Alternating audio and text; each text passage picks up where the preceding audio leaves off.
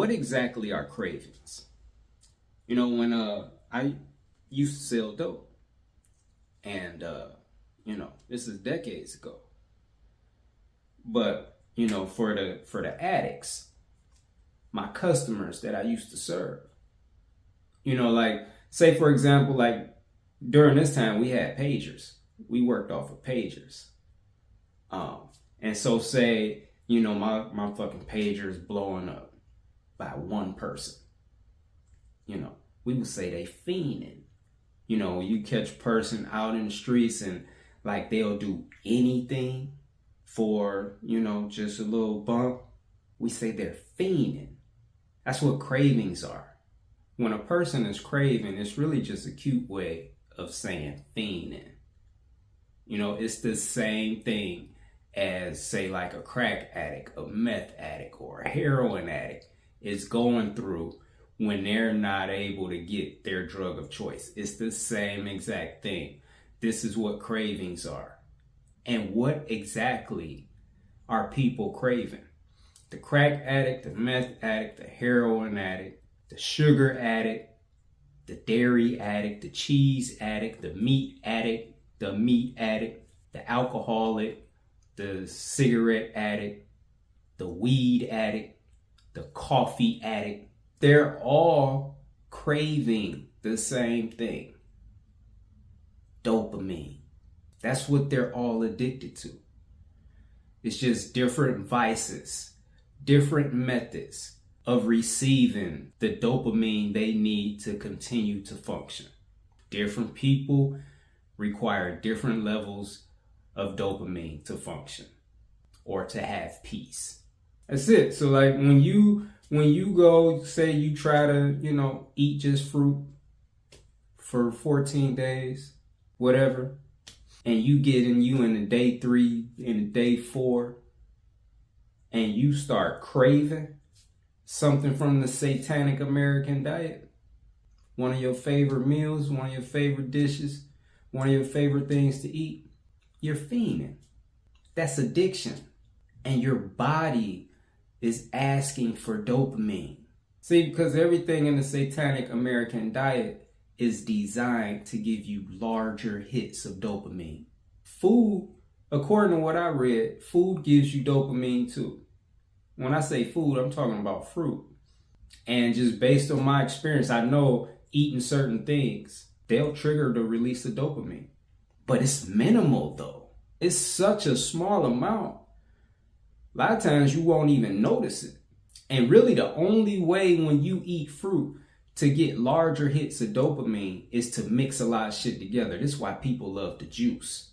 This is why a lot of vegans stay vegan and they never go higher. This is why a lot of raw vegans stay raw vegan and they never go higher. This is why a lot of people, most people in their health journey, health community, whatever you want to call it, they never make mono eating a lifestyle, which is our natural way of eating. They never go there because they're like, you're not getting the dopamine no more. You're getting such a small amount of dopamine.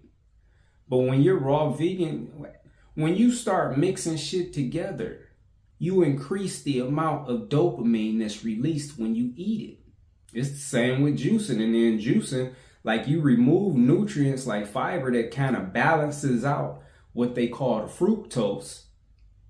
So now you're just getting concentrated fructose, which is already addictive by itself, just with one fruit.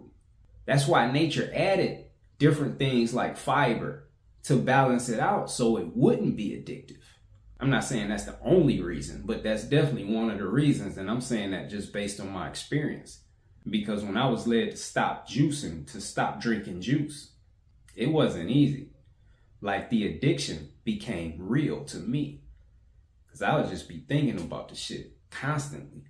It's like everything in me would be pulling me towards getting juice, to drink some juice, to go buy some juice, to go make some juice, buy a juicer, something. See, a lot of people can't relate to that because they never tried to stop drinking juice. I didn't just try it, but I did it. I don't drink juice no more, so I know what that's like. But anytime, every drug on this planet is a mixture of things. So it works the same way when we eat. The satanic American diet is designed in a way to affect your brain, just like drugs. That's why it's all a mixture of things. No species in nature is eating a mixture of things. Not any species living in their natural habitat. Anytime you start mixing things together, you're increasing the amount of dopamine that's released when you eat it. And so, when people try to transition from the satanic American diet to eating just fruit, the struggle there is getting used to lower levels of dopamine. That's the entire struggle. You're coming off of drugs. That's literally what you're doing. And so what you're basically trying to do is wean yourself off of the dopamine. But you're an addict. You're addicted to the dopamine. It's no different than when a heroin addict tries to come off of heroin and they go through that period of dope sickness. They're weaning themselves off of the dopamine and their bodies are going crazy because they want that dopamine. And so it's a literal war. It's the same thing people go through when they try to eat healthy. When you eat the satanic American diet, you're not eating food. You're eating drugs. You're eating mixtures of chemicals that are designed to trigger the release of dopamine in larger than normal levels. So I hope that helped y'all. Like, at least you should understand now what you're really dealing with and why it's so hard to stop eating certain things in the satanic American diet and why it's so hard to transition over to eating just food, and why you're having cravings and temptations and what they really are. So from here, it's just about getting to the root of the matter. And really, it's just a matter of making a decision and just deciding, I am not gonna lean on dopamine. I'm not gonna keep using dopamine to escape my life and my problems and what's going on internally. But I'm gonna face it. No matter how painful it is, I'm gonna face it. I'm gonna confront it. I'm gonna stop running. You just simply have to make that decision and stand on it. That's all it is. And that's all the craving is. And see, because although, again, based on what I read, fruits do release, or trigger the release of dopamine, but it's in such small amounts, it doesn't allow you to suppress what you're feeling. It doesn't allow you that escape. It doesn't give you that comfort. It's not enough to comfort you. It's not enough to make you feel better. People that, that's addicted to meth and crack and things like that, it's just larger dosages of dopamine that they receive when they use these things. That's all it is.